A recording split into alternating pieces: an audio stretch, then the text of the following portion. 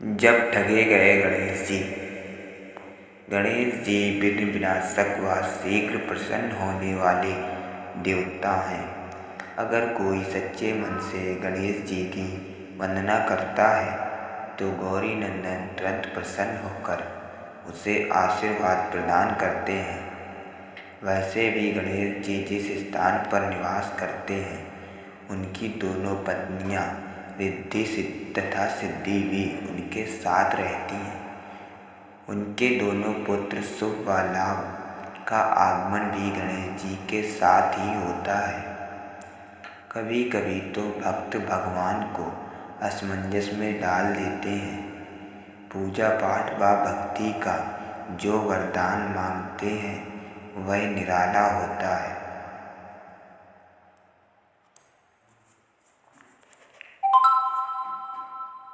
काफ़ी समय पहले की बात है। एक गांव में एक अंधी बुढ़िया रहती थी। वह गणेश जी की परम भक्त थी। आँखों से भले ही दिखाई नहीं देता था, परंतु वह सुबह शाम गणेश जी की वंदगी में मग्न रहती। नित्य गणेश जी की प्रतिमा के आगे बैठकर उनकी स्तुति करती, भजन गाती व समाधि में लीन रहती। गणेश जी बुढ़िया की भक्ति से प्रसन्न। उन्होंने सोचा, यह बुढ़िया नित्य हमारा स्मरण करती है, परंतु बदले में मैं कभी कुछ नहीं मांगती। भक्ति का फल तो उसे मिलना ही चाहिए। ऐसा सोचकर गणेश जी एक दिन बुढ़िया के सम्मुख प्रकट हुए तथा बोले, माई तुम हमारी सच्ची भक्त हो। जिस श्रद्धा व विश्वास से हमारा स्मरण करती हो हम उससे प्रसन्न हैं। अतः तुम जो वरदान चाहो हमसे मांग सकती हो।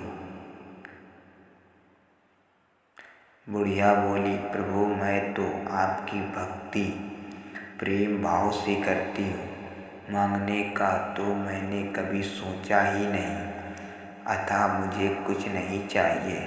गणेश जी पुनः बोले, हम वरदान देने के लिए आए हैं। बुढ़िया बोली, हे सर्वेश्वर, मुझे मांगना तो नहीं आता। अगर आप कहें तो मैं कल मांग लूँगी। तब तक मैं अपने बेटे व बहू से भी सलाह मशवरा कर लूँ। गणेश जी कल आने का वादा करके वापस लौट गए।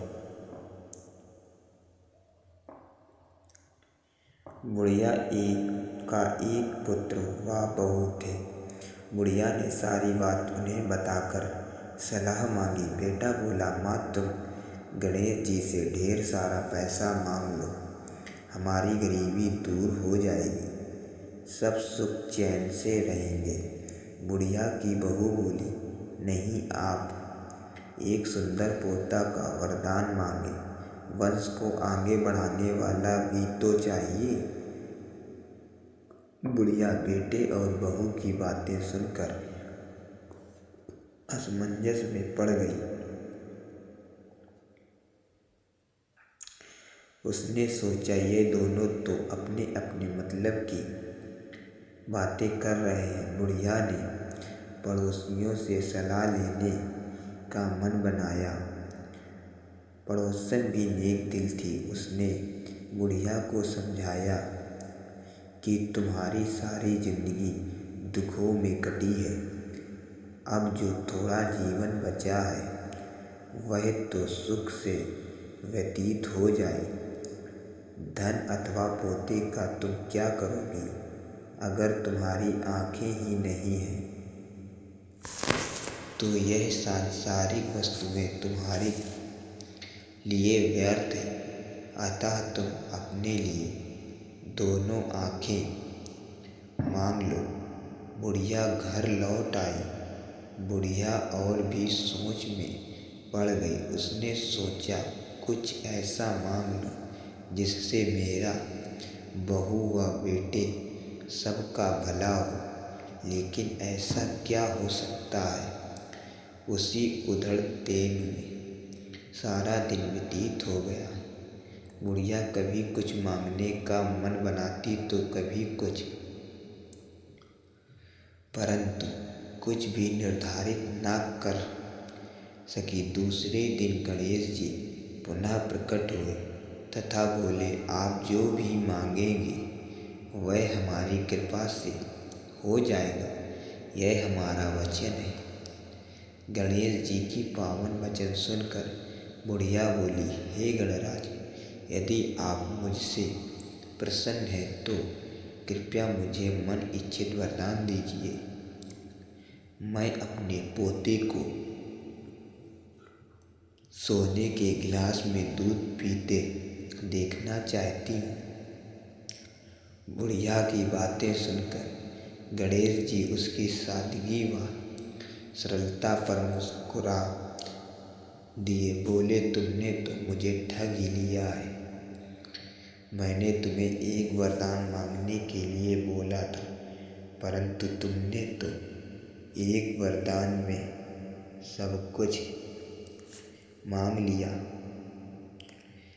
तुमने अपने लिए लंबी उम्र तथा दोनों आँखें मांग ली हैं। बेटे के लिए धन व बहू के लिए पोता भी मांग लिया। पोता होगा, ढेर सारा पैसा होगा, तभी तो वह सोने के गिलास में दूध पिएगा। पोते को देखने के लिए तुम जिंदा रहोगे, तभी तो देख पाओगे। आंखें भी देनी पड़ेंगी। फिर भी वह बोले, जो तुमने मांगा वो सब सत्य होगा। यूं कहकर गणेश जी अंतर ध्यान हो गए। कुछ समय पाकर गणेश जी की कृपा से बुढ़िया के घर पोता हुआ। बेटा का कारोबार चल निकला तथा बुढ़िया की आंखों की रोशनी वापस लौट आई। बुढ़िया अपने परिवार सहित सुखपूर्वक जीवन व्यतीत करने लगी। अगर वीडियो पसंद आई हो तो वीडियो को लाइक करें और चैनल को सब्सक्राइब करें और बेल आइकन प्रेस करें, जिससे कि हमारी ऐसी वीडियो मिलती है। और सभी दोस्तों को नमस्कार।